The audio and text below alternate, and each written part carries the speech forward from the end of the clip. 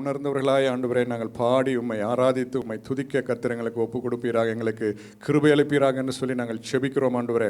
நேரத்தை உங்களுடைய திருக்கரத்தில் நாங்கள் ஒப்பு கொடுக்கிறோம் ஆண்டவரே. எங்கள் ஆவி ஆத்தும சரீரம் முழுவதும் ஆண்டவர் பலிபீடத்தில் நாங்கள் அர்ப்பணிக்கிறோம் தகப்பனே. ஹல்லேலூயா. பரிசுத்த ஆவியானவர் எங்களை நடத்துவீராக தகப்பனே. விசேஷமாக இந்த நாளிலே ஆண்டவரே தகப்பனே ஆராதனை சிறப்பேற்று நடத்துகிற அருமையான சகோதரனை பலப்படுத்துவீராக ஆண்டவரே. இந்த நாளுக்குரிய கிருபைகளை தாங்க ஆண்டவர், இந்த நாளுக்குரிய அபிஷேகத்தை தாங்க ஆண்டவரே. ஹல்லேலூயா. பரிசுத்த ஆவியானவர் எங்கள் மத்தியிலே ஆண்டவரே வார்த்தை மூலமாக வெளிப்படுவீராக ஆண்டவரே. ஆராதனை வேலையிலே பரிசுத்த ஆவியானவர்கள் மத்தியிலே நீர் அசைவாடுவீராக என்று சொல்லி நாங்கள் செபிக்கிறோம் ஆண்டவரே. வந்த வண்ணமாய் நாங்கள் திரும்பி செல்லாதபடிக்கு ஆண்டவரே. ஹல்லேலூயா. ஸ்தோத்திரம். உடைய வார்த்தையின்படி ஆண்டவரே தகப்பனே நாங்கள் பலப்பட்டவர்களாய் ஆண்டவரே நாங்கள் கடந்து செல்ல கர்த்தர் எங்களுக்கு கிருபை அளிக்கும்படியாக நாங்கள் செபிக்கிறோம். ஆரம்பம் முதல் இறுதி வரையிலே உடைய மகிமையின் பிரசன்னம் எங்களோடு இருந்து எங்களை நடத்தும்படியாக நாங்கள் செபிக்கிறோம் ஆண்டவரே. ஸ்தோத்திரிக்கிறோம். குடி வந்திருக்கிற ஒவ்வொருவரும் ஒவ்வொரு குடும்பத்தார் ஆண்டவரே, சிறு பிள்ளைகள் எல்லாரும் ஆண்டவரே உடைய தொடுதலை ஆண்டவரே நாங்கள் ஆண்டவரே தகப்பனே நாங்கள் உணர கர்த்தர் எங்களுக்கு கிருபை அளிக்கும்படியாக நாங்கள் செபிக்கிறோம். துதி கன மகிமை எல்லாம் முக்கிய நாங்கள் ஏறெடுக்கிறோம். இப்போ இயேசுவின் நாமத்தில் கேட்கிறோம் ஜீவனுள்ள நல்ல பிதாவே. ஆமேன்.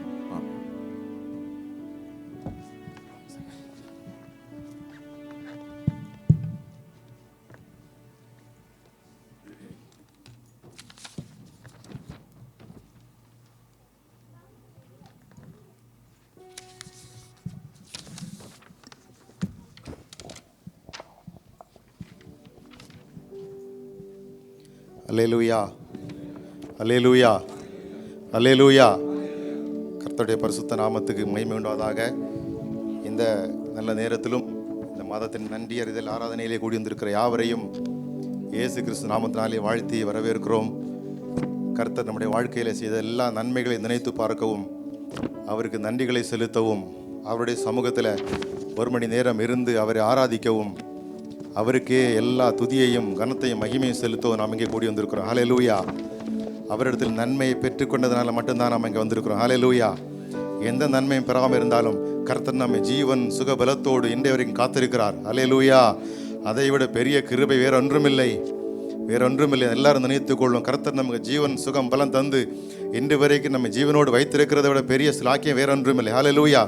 எத்தனையோ காரியங்களை உலகத்தில் பார்க்கிறோம், எத்தனையோ சூழ்நிலையை கேள்விப்படுகிறோம், எத்தனையோ பேர் நமக்கு தெரிந்தவர்கள் எத்தனையோ பேர் இந்த உலகத்தில் இன்றைக்கு இல்லை. ஆனால் கர்த்தர் ஆச்சரியமாக நம்மை நடத்தியிருக்கிறார். ஹல்லேலூயா. அவருடைய கிருபை என்றும் உள்ளது. அவருடைய கிருபை மகா பெரியது. அவருடைய கிருபை மேன்மை உள்ளது. அவருடைய கிருபை உண்மை உள்ளது. அவருடைய கிருபை மகத்துவம் உள்ளது. அவருடைய கிருபை நம்மை தாங்குகிறது. அவருடைய உண்மை நம்மை தாங்குகிறது. அவருடைய வல்லமை நம்மை தாங்குகிறது. ஹல்லேலூயா, ஹல்லேலூயா. கர்த்தர் நம்மை பலப்படுத்துகிறார். நம்மை பலப்படுத்துகிறார். நம்மை அதிகமாய் தொடர்ந்து நம்மை நேசிக்கிற கர்த்தர், நம்மை நேசிக்கிற கர்த்தர், நமக்காக பரத்தில் ஒரு பெரிய இடத்தை ஆயத்தம் பண்ணி வைத்திருக்கிற கர்த்தர், தான் செய்கிற காரியங்களை குறித்து கர்த்தர் தம்முடைய பிள்ளைகளாகிய நாம், தம்முடைய பிள்ளைகள் அவரிடத்தில் நன்றியுள்ளவர் இருப்பதற்கு கர்த்தர் எதிர்பார்க்கிறார். ஹல்லேலூயா. அதைத்தான் நாம் செய்து வருகிறோம். ஒவ்வொரு மாதந்தோறும் கர்த்தருடைய சமூகத்தில் வந்து ஒரு மணி நேரம் ஆராதித்து கூடி ஜெபிப்பதற்கு கர்த்தர் கொடுத்த இந்த பெரிய சிலாக்கியத்தை எல்லாரும் எழுந்து இருப்பாமா. ஹல்லேலூயா. கர்த்தரை ஸ்தோத்திரம் சொல்லுவோமா, அவருக்கு நன்றி செலுத்தலாமா, அவருக்கு நன்றி செலுத்தலாம். நம் பலவீனப்பட்ட நேரங்களில் அவர் ஆச்சரியமாய் நம்மை நடத்தினார். ஹல்லேலூயா. நம் பலவீன நேரங்களில் கூட இருந்தார் அல்லவா. நம்மை தாங்கினார், நம்மை ஏந்தினார், நம்மை சுமந்தார், நம்மை தப்புவித்தார், நம்மை ஊக்குவித்தார், நம்மை பலப்படுத்தினார், நமக்கு வேண்டிய காரியங்களை செய்தார். நம்ம எல்லா நேரத்திலும் சோர்ந்து போன போது நம்மை பலப்படுத்தி, நம்மை திடப்படுத்தி, நம்முடைய ஆத்துமாவை தேற்றி நமக்காக காரியங்களை செய்து, நம்முடைய எல்லா காரியங்களும் ஒருவேளை நாம் நினைத்திருப்படி அல்ல, அவர் தம்முடைய திட்டத்தின்படியே, தம்முடைய தீர்மானத்தின்படியே, தம்முடைய ஆதீனத்தில் எழுதி வைத்திருக்கிற எல்லா காரியங்களையும் அபரிமிதமாக, கிருபையாக, நேர்த்தியாக, உண்மையாக நிறைவேற்றினார். ஹல்லேலூயா, ஹல்லேலூயா. சங்கீதம் 31 அதிகாரத்தில் 19 சதவீதமாக சொல்லுகிறது. 31:19 உமக்கு பயந்தவர்களுக்கும் மனுபுத்திரருக்கு முன்பாக உம்மை நம்புகிறவர்களுக்கும் நீர் உண்டு பண்ணி வைத்திருக்கிற உம்முடைய நன்மை எவ்வளவு பெரிதாக இருக்கிறது. உமக்கு பயந்தவர்களுக்கும் கர்த்தருடைய பிள்ளைகளுக்கும் கர்த்தரை சார்ந்திருக்கிறவர்களுக்கும் கர்த்தரோடு இசைந்திருக்கிறவர்களுக்கும் கர்த்தரை தெரிந்து கொள்வதற்கும் என்பதாக கர்த்தர் ஏற்படுத்தி வைத்திருக்கிற நன்மை, அந்த கிருபை எவ்வளவு மகத்துவம் உள்ளதாக இருக்கிறது, எவ்வளவு மகிமை உள்ளதாக இருக்கிறது, எவ்வளவு மேன்மை உள்ளதாக இருக்கிறது, எவ்வளவு நன்மை உள்ளதாக இருக்கிறது, எவ்வளவு பெரிதா இருக்கிறது. ஹல்லேலூயா, ஹல்லேலூயா. வெளிப்படுத்தல் 1ஆம் அதிகாரத்தில் 8ஆம் வசனம் சொல்கிறது, இருக்கிறவரும் இருந்தவரும் வருகிறவருமாயிருக்கிற சர்வ வல்லமையுள்ள கர்த்தர், நான் அல்பாவும் ஒமேகாவும் ஆதியும் அந்தமுமாயிருக்கிறேன் என்று திருவுளம் பற்றுகிறார். அவர் அந்த ஆதியாயிருக்கிறார், அந்தமாயிருக்கிறார். தொடங்குறவரும் அவர்தான், முடிக்கிறவரும் அவர்தான், எல்லாவற்றும் ஆதி காரணம் அவர்தான். ஹல்லேலூயா. அதை நினைத்திருக்கிறோமா? அதை நினைத்துக் கொள்வோம். எல்லாவற்றையும் தொடங்குகிறவர் அவர்தான், விசுவாசத்தை தொடங்குகிறவர் அவர்தான், இந்த உலகத்தை தொடக்கி வைத்தவர் அவர்தான், உலகத்தின் எல்லா காரியங்களும் ஆட்சி செய்கிற கர்த்தர் தான். ஹல்லேலூயா, ஹல்லேலூயா. எரேமியா தீர்க்க தரிசனம் 9ஆம் அதிகாரம் 24ஆம் வசனம் சொல்லுகிறது, மேன்மை பாராட்டுகிறவனும் பூமியிலே கிருபையையும் நியாயத்தையும் நீதியையும் செய்கிற கர்த்தர் நான் என்று அறிந்து உணர்ந்திருக்கிறதை குறித்தே மேன்மை பாராட்ட கடவன். உலகத்தில் கொடுக்கிற எல்லா சம்பத்துகளும் நன்மைகளை குறித்து மேன்மை பாராட்டுவோமானால் அதே போல ஒரு ஒரு ஒரு தாழ்மையான காரியம் வேறு எதுவும் இல்லை. வசனம் சொல்லுகிறது, கர்த்தர் நான் என்று அறிந்து உணர்ந்திருக்கிறதை குறித்து மேன்மை பாராட்ட கடவன். தேவனை எனக்கு தெரியும், பரிசுத்த வேதம் எனக்கு தெரியும், இயேசு கிறிஸ்து எனக்கு தெரியும், இயேசு கிறிஸ்து நான் சொந்த ரட்சகராக ஏற்றுக்கொண்டிருக்கிறேன், அவர் தான் என்னுடைய தெய்வம் என்று சொல்லுகிற குறித்த மேன்மை பாராட்டது இல்லாமல் வேற ஒன்றும் நமக்கு இல்லை. பிரியமானவர்களே, அதைத்தான் வசனம் சொல்கிறது, கர்த்தர் நான் என்று அறிந்து உணர்ந்திருக்கிறதை, கர்த்தர் அவர்தான் என்று மெய்யான தேவன் அவர் என்பதை அறிந்து உணர்ந்திருக்கிற காரியத்தை கூட மேன்மையை பாராட்டுவதற்கு, பெருமையை பாராட்டுவதற்கு இந்த உலகத்தில் ஒன்றுமே இல்லை, ஒன்றுமே இல்லை. ஹல்லேலூயா. ஒன்றுமே இல்லை தேவ பிள்ளைகளை. சற்று நேரம் தேவ சமூகத்தில் கண்களை மூடி அவர் செய்த நன்மைகளை நினைத்து, அவன் நன்மைகளை நினைத்து மறுபடியுமாக நம்ம இந்த இடத்துல கூட்டி சேர்த்திருக்கிறாரே, மறுபடியும் நம்மை கூட்டி சேர்த்திருக்கிறாரே. கர்த்தருடைய சன்னிதானத்தில், கர்த்தருடைய சபையில, கர்த்தருடைய பிள்ளைகளோடு, கர்த்தருடைய ஊழியக்காரர்கள் மத்தியில் நம்மை நிறுத்தி இருக்கிறாரே, நம்மை நடக்க பண்ணியிருக்கிறாரே, நம்மை கொண்டு சேர்த்திருக்கிறாரே. அதற்காக ஸ்தோத்திரம் என்று சொல்லுவோமா? வாய்களை திறந்து ஸ்தோத்திரம் என்று சொல்லுவோமா? அவரை மகிமைப்படுத்துவோமா? கனமும் மகிமை எல்லாம் அவருக்கே உரித்தாகட்டும்.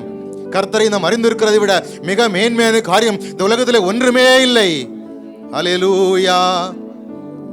அதை உணர்ந்தவர்களாக பாடலாமா? எந்த அன்புள்ள ஆண்டவர் இயேசுவை நான் உந்தன் நாமத்தை போற்றிடுவேன்.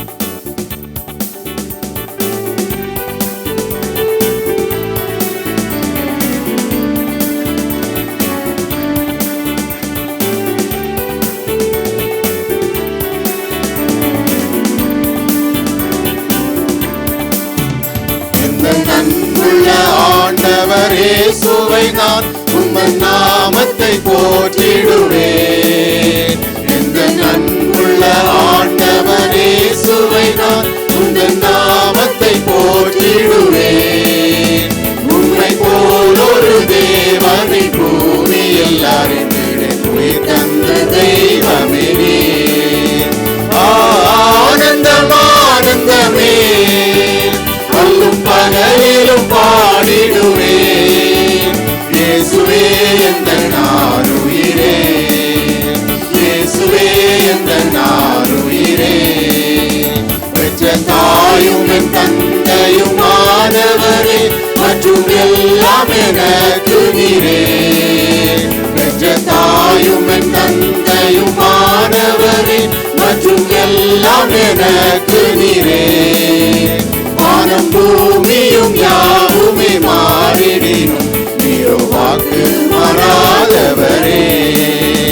ஆனந்தம் ஆனந்தமே, பல்லும் பகலிலும் பாடிடுவேன். இயேசுவே எந்தன் ஆருயிரே, இயேசுவே எந்தன் ஆருயிரே.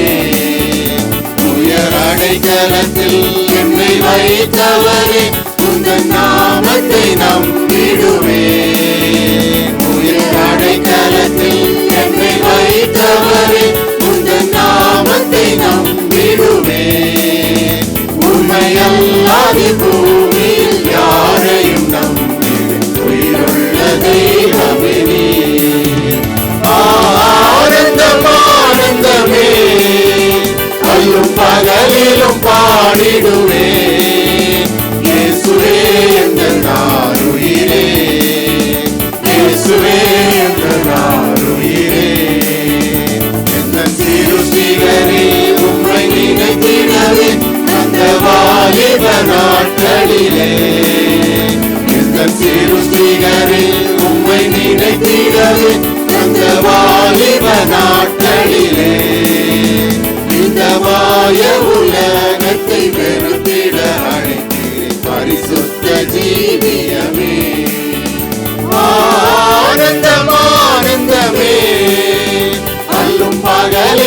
பாடிடுவே. இயேசுவே எங்கள் நாளுயிரே, இயேசுவே எங்கள் நாளுயிரே.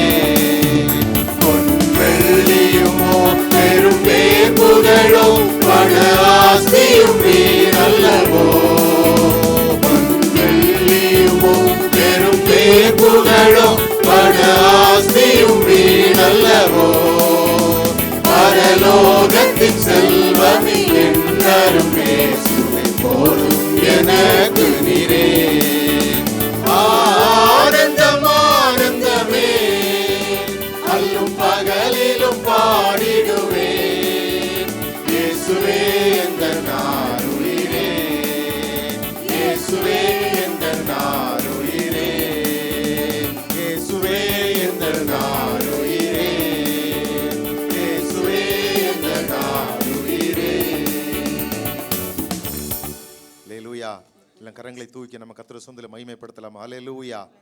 அவர் எவ்விதமாக நம்ம நடத்தி இருக்கிறோம் இல்லையா? எந்தெந்த சூழ்நிலையில் நம்ம கடந்து சென்றிருக்கிறோம். ஒருவேளை நம்ம பக்கத்தில் இருக்கிறவங்களுக்கு தெரியாது, ஒருவேளை நம்ம சபையில் இருக்கிறவங்களுக்கு தெரியாது. ஆனால் கிருபையாய் நடத்தி இருக்கிறார், கிருபையாய் நடத்தி இருக்கிறார். கிருபையாய் நடத்தவில்லை என்றால் நம்ம எப்படி அவருக்கு நன்றி சொல்ல முடியும்? அல்லேலூயா. ஆண்டவரே உம்மை ஸ்தோத்திரிக்கிறோம்னு சொல்லுவோமா? சங்கீதம் 106வது சங்கீதத்தை நம்ம முழுக்க படிக்கும்போது கர்த்தர் இஸ்ரவேல் ஜனங்களுக்கு செய்த எல்லா நன்மைகளை குறித்து அங்கு சுருக்கமாக சொல்லப்பட்டிருக்கிறது. வசனம் சொல்கிற 2ஆம் வசனத்தில் கர்த்தருடைய வல்லமையான செய்கைகளை சொல்லி அவருடைய துதியெல்லாம் பிரஸ்தாபப்படுத்தத்தக்கவன் யாவன். கர்த்தருடைய வல்லமையான செய்கைகள் எல்லாரும் நம்ம நினைத்து பார்க்கலாமா? அவர் நமக்கு செய்த நன்மையான காரியங்கள், வல்லமையான காரியங்கள், அதிசயமான காரியங்களை குறித்து யார் அவரை மகிமைப்படுத்தக்கூடும்? ஏனென்றால் அவர் மகிமைக்கு பாத்திரன், அவர் மகா பெரியவர். நம்ம எவ்வளவு தூரம் மகிமைப்படுத்தினாலும், எவ்வளவு நாட்கள் அவரை மகிமைப்படுத்தினாலும், எவ்வளவு நேரம் மகிமைப்படுத்தி கொண்டிருந்தாலும் அவர் நமக்கு சில நன்மைகளை ஒருபோதும் சொல்லி முடியாது, ஒருபோதும் சொல்லி முடியாது, ஒரு நாளும் சொல்லி முடியாது. ஒருபோதும் நம்மளால் சொல்லிக்கொண்டே இருப்போம். அவர் நமக்கு செய்து கொண்டே இருப்பார். அவ்வளவு வல்லமையுள்ள தேவன் இல்லையா? வல்லமையுள்ள தேவன் இல்லையா? 6ஆம் வசனம் சொல்லப்பட்டது, எங்கள் பிதாக்களோட கூட நாங்களும் பாவம் செய்து அக்கிரமம் நடப்பித்து ஆகாயமம் பண்ணினோம். கர்த்தரை விட்டு பின்வாங்குற நாட்கள் உண்டு, கர்த்தரை கீழ்ப்படியாத நாட்கள் உண்டு, அவரை சார்ந்து செல்லாமல் இருந்த நாட்கள் உண்டு, அவரிடத்தில் இணைந்து போகாத இருந்த நாட்கள் உண்டு, அவருக்கு பின் செல்லாத நாட்கள் உண்டு, வசனத்தை கை கொள்ளாத நாட்கள் உண்டு, அவரை விட்டு தூரமான நாட்கள் உண்டு.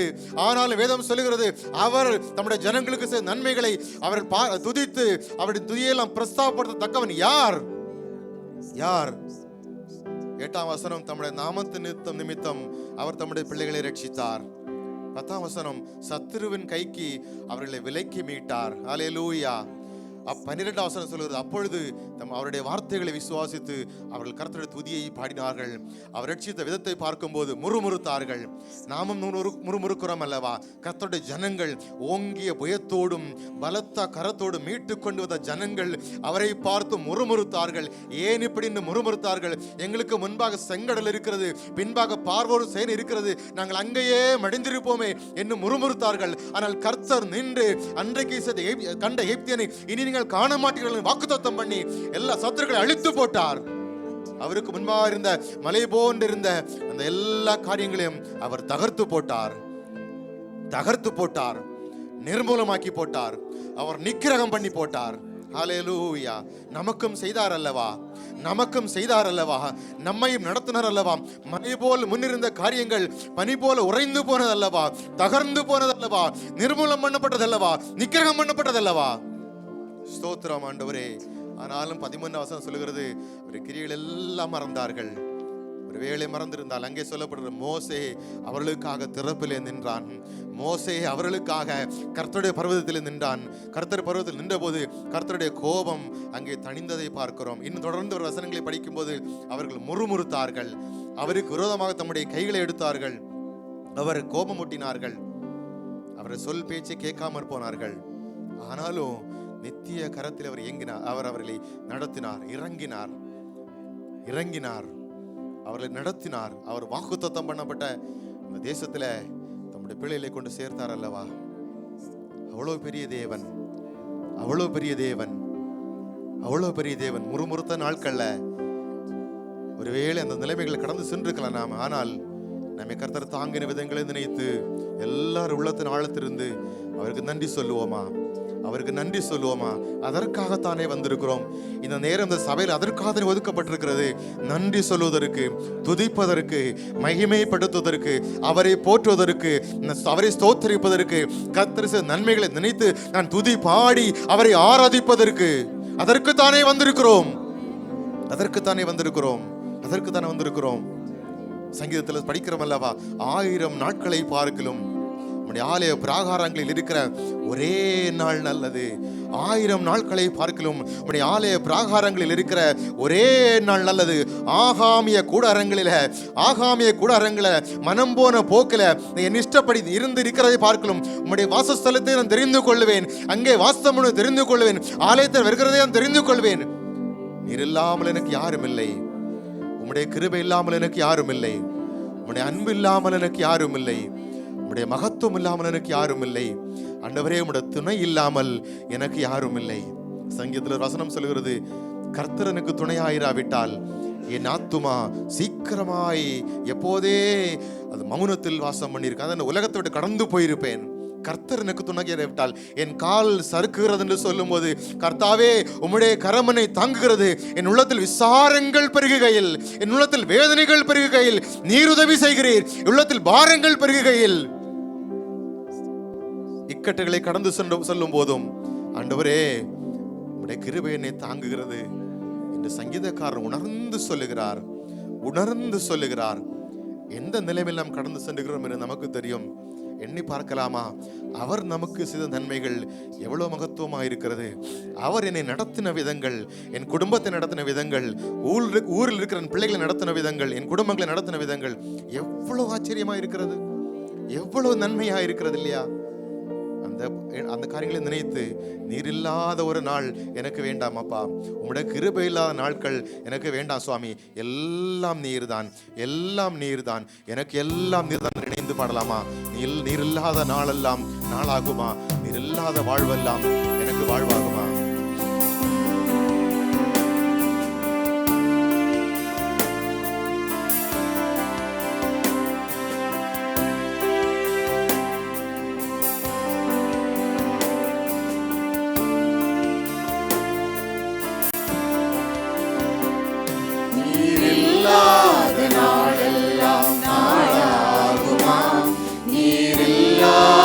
வாழ்வெல்லாம் வாழ்வாகுமா?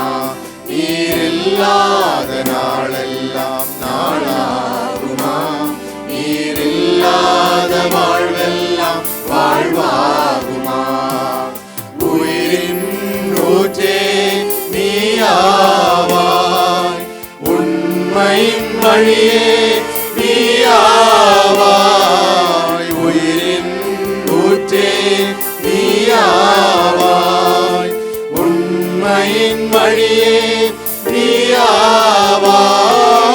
உறவின் பிறப்பே நீயாவாய், உள்ளத்தின் மகிழ்வே நீயாவாய். நீர் இல்லாத நாளெல்லாம் நாளாகுமா?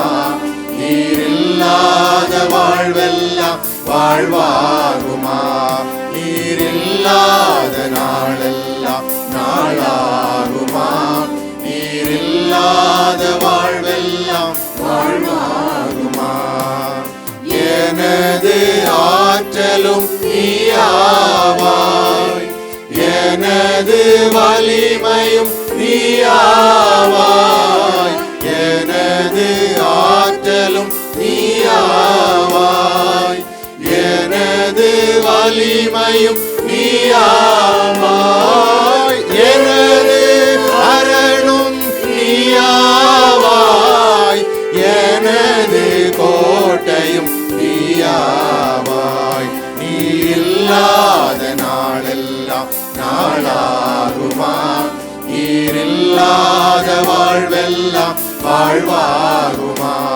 நீர் இல்லாத நாளெல்லாம் நாளாகுமா?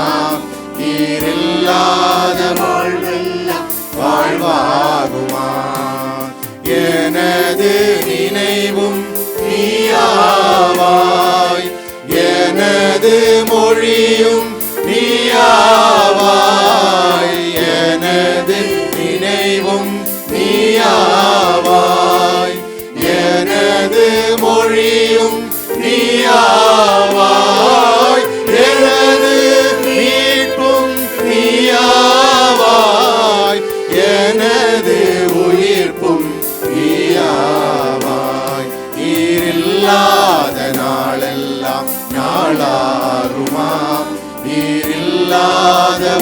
வாழ்வெல்லாம் வாழ்வாகுமா? நீரில்லாத நாளெல்லாம் நாளாகுமா? நீரில்லாத வாழ்வெல்லாம் வாழ்வாகுமா? நீரில்லாத நாளெல்லாம் நாளாகுமா? நீரில்லாத வாழ்வெல்லாம் வாழ்வாகுமா?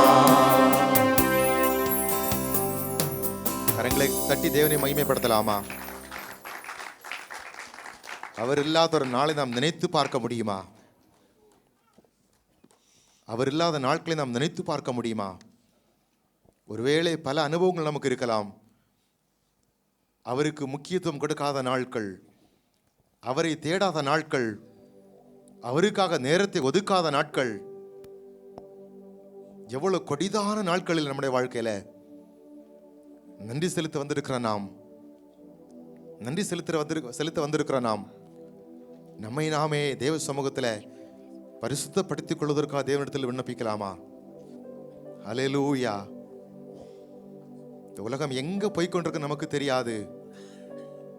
எவ்வளவு தெளிவாக உலகத்தின் பிள்ளைகள் இருக்கிறாங்க. நாம் எப்படிப்பட்ட ஜீவியம் செய்ய வேண்டும் தான் கால்கள்ல. அவர் இல்லாத நாள் நமக்கு வேண்டாம். அவருடைய கிருபை, அவருடைய துணை, அவருடைய அரவணைப்பு, அது இல்லாத நாள் நமக்கு வேண்டாம். கர்த்தருடைய பிள்ளைகளே, அதைத்தான் கர்த்தர் எதிர்பார்க்கிறார். அதைத்தான் அவர் எதிர்பார்க்கிறார். அதை அவர் எதிர்பார்க்கிறார். அதை அவர் எதிர்பார்க்கிறார். நமக்கு தெரியும், இந்த உலகத்துல பெரிய பெரிய பதவியில் இருக்கிறவர்கள், பெரிய பெரிய நிலைமையில் இருக்கிறவர்கள், ஒருவேளை அவர்களை நாம் சந்திக்க வேண்டும் என்றால் அவர் சொல்ற காரியம், பிரதர் பின்னால என்ன வந்து பாருங்க, நீங்க என்ன வந்து பாருங்க, என்ன வந்து பாருங்க, இல்லையா? உலகத்தின் பிள்ளைகள் சொல்ற காரியம், என்னை வந்து பாருங்கள். அநேகர் இடத்துல அப்பாயின்மெண்ட் வாங்கிட்டு போவோம், நேரத்தை ஒதுக்கும், இவ்வளவு நிமிடம் தான், இவ்வளவு நேரம் தான் போவோம். ஆனால் எவ்வளவு அழகான ஒரு காரியம், வெளிப்படுத்தல் 3ஆம் அதிகாரம் 20ஆம் வசனம், இதோ நான் வாசல் படியில் நின்று தட்டுகிறேன். உலகத்தின் பிள்ளைகள் அப்பாயின்மெண்ட் எடுக்கணும் அவங்கள பார்க்கறதுக்கு. என்ன வந்து பாருங்க என்று அவ்வளவு சிம்பிளா சொல்லிடுவாங்க. நாம் போய் கையும் கட்டி விட்டு அவங்கள பார்ப்போம். ஆனால் இயேசு கிறிஸ்து அப்படி அல்ல. இதோ நான் வாசல் படியில் வந்து நிற்கிறேன், வாசல் படியில் வந்து நிற்கிறேன், உன் அருகே நான் வந்து நிற்கிறேன், நீ என்ன வந்து பார்க்க வேண்டாம், நான் இடத்துல வாரேன். ஒரு மனுஷன் அல்லது ஒரு மனுஷி என் சத்தத்தை கேட்டு தன்னுடைய இருதய கதவை திறந்தார்களானால் அவர்களுக்குள் பிரவேசித்து அவர்களோடு போஜனம் பண்ணுவேன், அவர்களோடு போஜனம் பண்ணுவேன், அவர்களும் என்னோடு போஜனம் பண்ணுவார்கள். எவ்வளவு வித்தியாசமா இருக்கிறது இல்லையா? உலகத்து மனுஷர்களுக்கும் நம்முடைய தேவனுக்கும். எல்லா பதவியும் பட்டங்களும் கர்த்தர் கொடுத்ததுதான், கர்த்தர் ஏற்படுத்தி வைத்ததுதான்.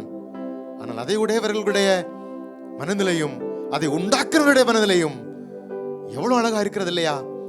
ஏதோ வாசல் படியில் நின்று தட்டுகிற. ஒருவேளை இன்றை வரைக்கும் நம்ம அந்த ரட்சிப்பு அனுபவத்தை பெற்றுக்கொள்ள இல்லை என்றால், அல்லது ரட்சிப்பு அனுபவத்தை இழந்து விட்டேன் என்றால், அல்லது அவரை விட்டு பின்வாங்கி போனேன் என்றால், இன்றைக்கு அவர் நம்முடைய இருதயத்தின் வாசல் படியில் நின்று தட்டுகிறார். தேவ பிள்ளைகளே, இருதயத்தின் வாசலில் நின்று தட்டுகிறார்.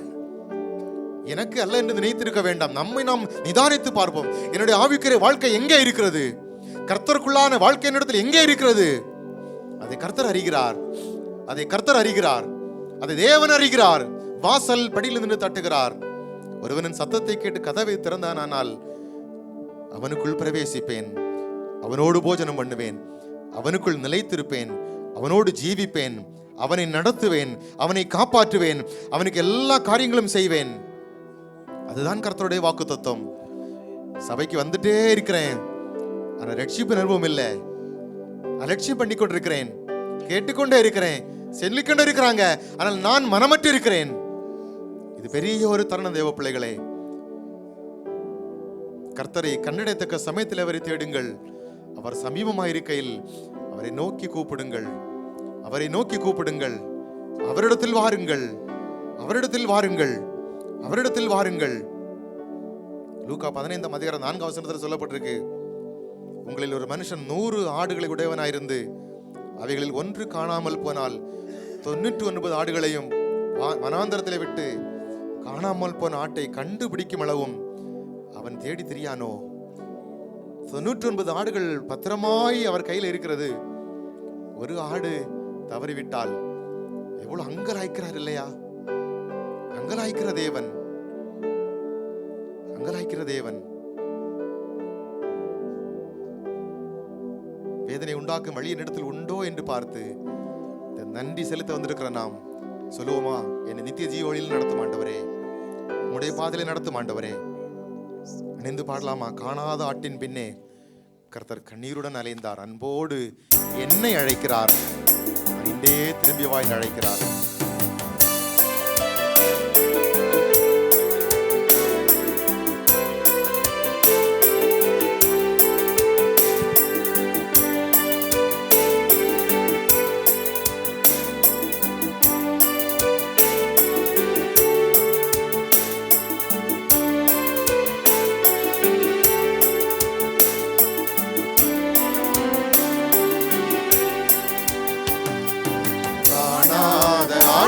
பின்னே கர்த்தர் கண்ணீருடன் அலைந்தார், அன்போடு உன்னை அழைக்கின்றாரே, இன்றே திரும்பி வா.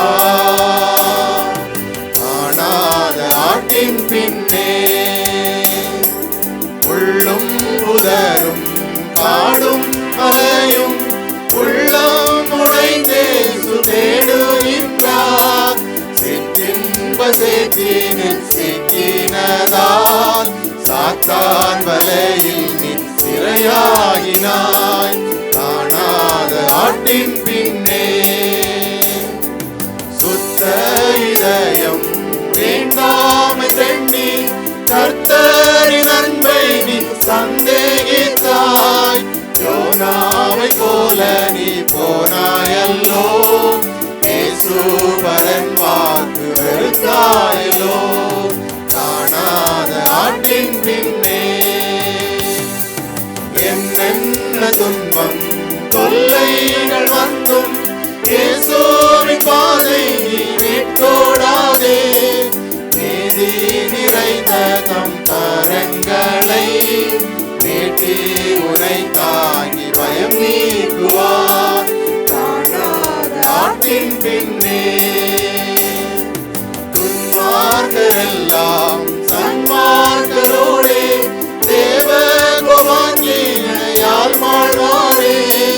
கர்த்தரின் பந்தியில் பங்கடைய கண்ணீருடன் நீயும் அருளிடுவாய். காணாத ஆட்டின் பின்னே எத்தனை நேரம் உன்னை அழைத்தார், இத்தனை காலம் நீ தள்ளலாமோ? கர்த்தரின் சித்தம் உன் வேளையிலே கண்டு உணர்ந்தே நிறைந்தே நீ வா. காணாத ஆட்டின் பின்னே கர்த்தர் கண்ணீருடன் அலைந்தார், அன்போடு உன்னை அழைக்கிறாரே, திரும்பி நீ வா. காணாத ஆட்டின் பின்னே. அல்லேலூயா. நம்மை தொடர்ந்து கர்த்தர் நடத்துவாராக. நம்முடைய காரியங்களை கர்த்தர் பொறுப்படுத்திக் கொள்ளுவாராக. நமக்காக யாவையும் செய்வாராக. எல்லாரும் சேர்ந்து எடுத்துக்கொள்வோம்.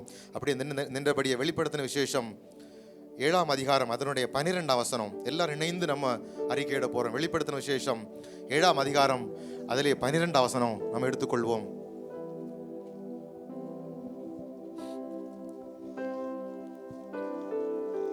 நம்ம சேர்ந்து வாசிக்கலாம். வெளிப்படுத்தின விசேஷம் 7ஆம் அதிகாரம் அதிலே 12வது வசனம். அங்கே ஒவ்வொரு கோத்திரங்களை குறித்து சொல்லப்பட்டிருக்கிறது. அப்பதான் தூதர்கள் யாவரும் மூப்பர்களுக்கு முன்பாக நின்று சொல்ற காரியம்தான் தேவனை தொழுது கொண்டு துதித்து கொண்டு சொல்றாங்க. சேர்ந்து படிக்கலாமா? ஆமேன். எங்கள் தேவனுக்கு துதியும் மகிமையும் ஞானமும் ஸ்தோத்திரமும் கனமும் வல்லமையும் பலனும் சதா காலங்களிலும் உண்டாவதாக. ஆமேன். என் ஒரு முறை கூட படிக்கலாமா? ஆமேன். எங்கள் தேவனுக்கு துதியும் மகிமையும் ஞானமும் ஸ்தோத்திரமும் கல்லமும் பலனும் சதா காலங்களிலும் உண்டாவதாக. சதா காலங்களிலும் தேவன் ஒருவரே துதிக்கப்படத்தக்கவர். ஐஸ்வர்யமும் கனமும் அங்கிருந்து தான் வருகிறது, அவரிடத்திலிருந்து வருகிறது. துதியும் கனமும் ஞானமும் வல்லமையும் பலனும் ஸ்தோத்திரமும் எல்லாம் அவருக்கு உரித்தாகுக. தொடர்ந்து பொறுப்படுத்திக் கொள்வீராக. இயேசு கிறிஸ்துவின் மூலம் ஜெபிக்கிற நல்ல பிதாவே, ஆமென். ஆமென். உட்காரலாம்.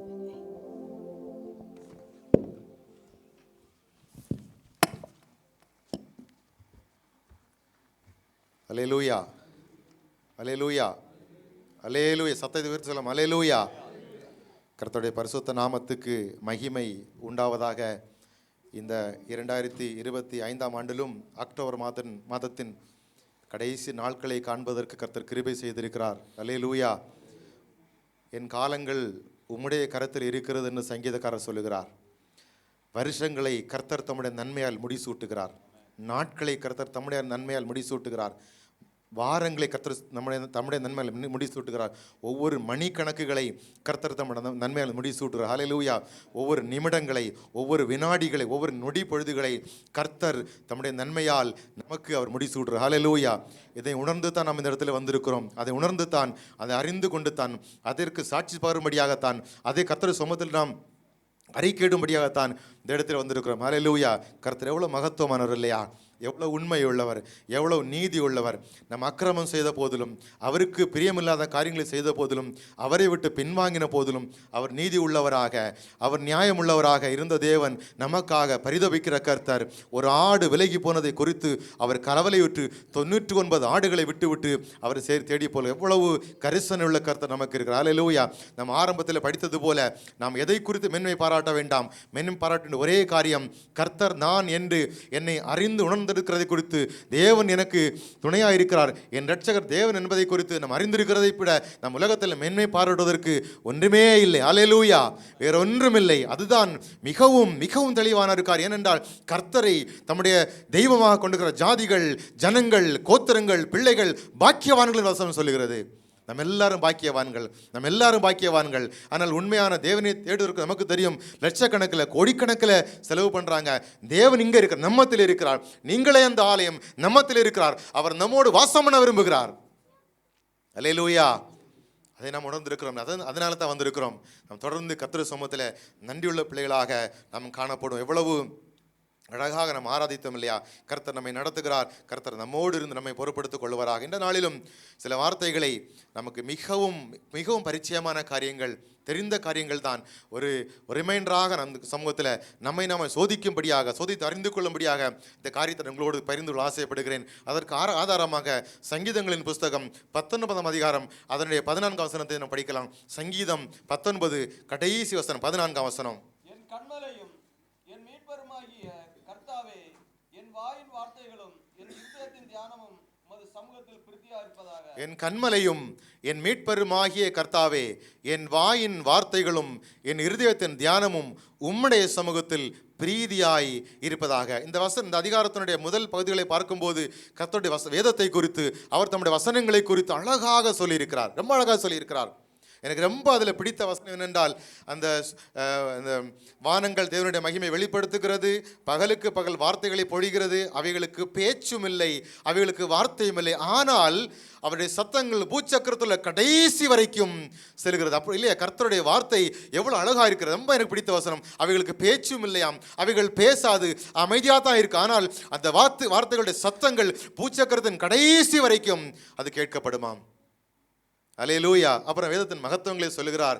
சொல்லிட்டு 13ஆம் வசனம் சொல்லுகிறார், துணிகரமான பாவங்களுக்கு அடியனை விலக்கி பாதுகாத்து கொள்ளும், அவைகளை ஆண்டு கொள்ள ஒட்டாதுன்னு சொல்லிட்டு கடைசியாக சொல்றாரு, என் கண்மலையும் என் மீட்பருமாகிய கர்த்தாவே, என் வாயின் வார்த்தைகளும் என் இருதயத்தின் தியானமும் உம்முடைய சமூகத்தில் பிரீதியாய், இன்பமாய், பிரியமாய், உண்மையாய், சத்தியமாய் இருப்பதாக என்று அவர் சொல்லுகிற ஒரு காரியத்தை நாம் பார்க்க முடியும். இந்த இடத்துல 2 பகுதிகள் இருக்கிறது. என் வாயின் வார்த்தைகள், என் இருதயத்தின் தியானம். அழகான நம்ம ஒவ்வொரு நாளும் இந்த காரியங்கள் குறித்து சிந்திக்க வேண்டிய ஒரு காரியம். ஆவிக்குரிய பிள்ளைகள், ரட்சிக்கப்பட்ட பிள்ளைகள், ஞானஸ்நானம் எடுத்த பிள்ளைகள், சபையில் அங்கமாக இருக்கிற பிள்ளைகள், கர்த்தரை தெரியும், எனக்கு வேதத்தை தெரியும் என்னதான் நினைத்திருந்தாலும் ஒவ்வொரு நாளும் நான் சிந்திக்க வேண்டிய காரியம், என் வாய், என் தியானம் எதை நாடி இருக்கிறது, யாரை நாடி இருக்கிறது, எப்படி இருக்கிறேன், எதை நோக்கி பின் சென்று கொண்டிருக்கிறேன், இதை கர்த்தர் எதிர்பார்க்கிறார். நன்றி செலுத்த வந்திருக்கிற நாம் நாமே சோதித்து பார்ப்போம். என் வாய், என் தியானம் எங்கே இருக்கிறது, எதை நாடி நான் சென்று கொண்டிருக்கிறேன் இல்லையா? இந்த வேதத்தில் வாயினால அநேக காரியங்கள் நடந்திருக்கிறது. எனக்கு ரொம்ப அழகான ஒரு காரியம் யோசுவா 6ஆம் அதிகாரத்தில் படிக்கிறோம். என்ன படிக்கிறோம் யோசுவா 6ஆம் அதிகாரத்தில்? யோசுவா 6ஆம் அதிகாரத்தில் எரிகோ கோட்டையே ஒரு கூட்டம் இல்லையா?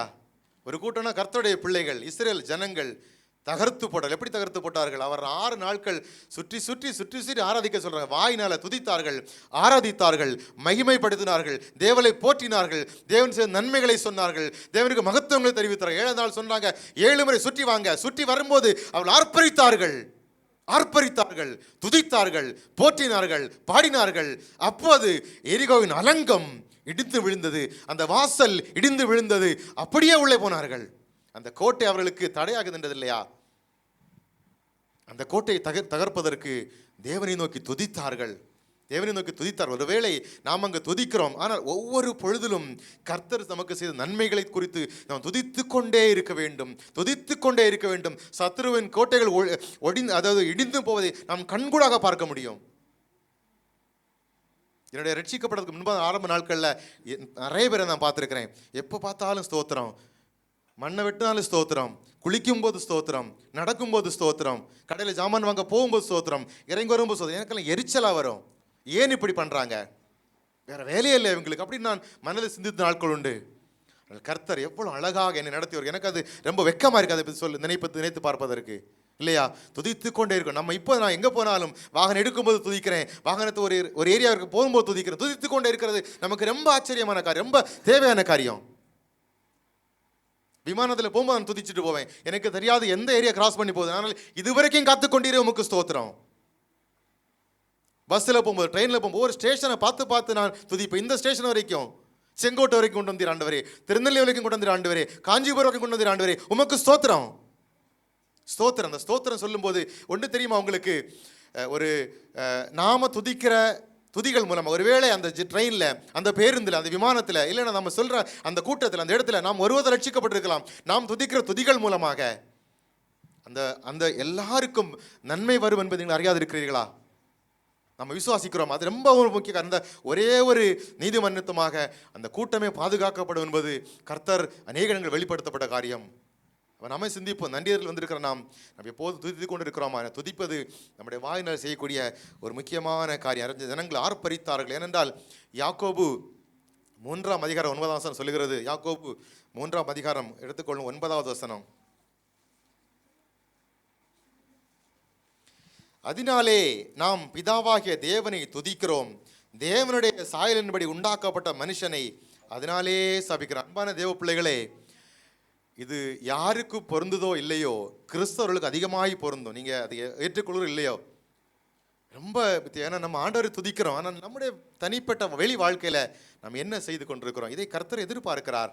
கர்த்தர் இன்றைக்கு சிந்திக்கிறதற்கு கர்த்தர் சொல்லுகிறார். நாம் எதை செய்கிறோம்? எப்போதும் துதித்து கொண்டு இருப்பதை நம்முடைய வாயிலே கர்த்தர் விரும்புகிறார் என்பதை நாம் அறிந்து கொள்ள முடியும். 1 தெசலோனிக்கேயர் 5ஆம் அதிகாரத்தில் 11ஆம் வசனம். 1 தெசலோனிக்கேயர் 5ஆம் அதிகாரம் 11ஆம் வசனத்தில் சொல்லப்பட்டிருக்கிறது.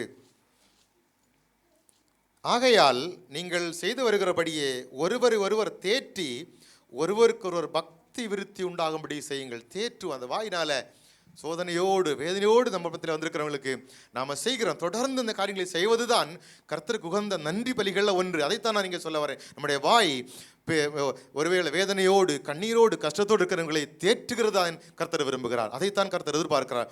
நாம் அதை தொடர்ந்து செய்வோம். அதை கர்த்தர் எதிர்பார்க்க. அதான் சொல்கிறாரு தாவீது, என் வாயின் வார்த்தைகள் உம்முடைய சமூகத்தில் அது பிரீதியாக இருப்பதாக. எனக்கு ரொம்ப பிடித்த ஒரு வசனம் ஏசாயா தீர்க்க தரிசனத்தில் 50ஆம் அதிகாரம் 4ஆம் வசனம் எடுத்துக்கொள்ளும். ஏசாயா தீர்க்க தரிசனம் 50ஆம் அதிகாரம் ஒருவர் படிக்கலாம். அதனுடைய 4வது வசனம். அவனுக்கு சமயத்திற்கேற்ற வார்த்தை சொல்ல நான் அறியும்படிக்கு கர்த்தராகிய ஆண்டவர் எனக்கு கல்விமானின் நாவை தந்தருளினார். போதும், தேங்க்ஸ், போதும். இளைப்படைந்தவனுக்கு சமயத்துக்கேற்ற உத்தரவை, சமயத்துக்கேற்ற வார்த்தையை, சமயத்துக்கேற்ற ஆதரவை, சமயத்துக்கேற்ற ஆறுதலை, சமயத்துக்கேற்ற நல்ல வார்த்தைகளை சொல்லும்படிக்கு கர்த்தர் எனக்கு கல்விமானின் நாவை தந்தருளினார். ஏசாயா சொல்றாரு, எவ்வளவு அழகான காரியம். இளைப்படைந்தவனுக்கு சோர்ந்து போய் வந்திருக்கிறான், அவன் ஆத்மாவில் ஆவியில பலன் இல்லை, கஷ்டப்பட்டு இருக்கிறான். நாம கர்த்தர் சொல்கிறார், அவர்களுக்கு சமயத்துக்கேற்ற பலனை அல்லது வார்த்தையை, இந்த ஆறுதலை கொடுப்பதற்காக தான் கர்த்தர் நம்மை உருவாக்கி வைத்திருக்கிற பிரியமானவர்கள். நாம் எதை செய்து கொண்டிருக்கிறோம்? நாம சிந்தித்து பார்ப்போம். கர்த்தர் எதிர்பார்க்கிறார், இளைப்படைந்தவனுக்கு சமயத்துக்கேற்ற பலனை கொடுப்பதற்கு கர்த்தருடைய பிள்ளைகள் நாம் தொடர்ந்து இந்த நன்றி நாளில் செயல்பட வேண்டும் என்பதை நான் தேவ சமூகத்தில் உங்களோடு பகிர்ந்து கொள்ள ஆசைப்படுகிறேன்.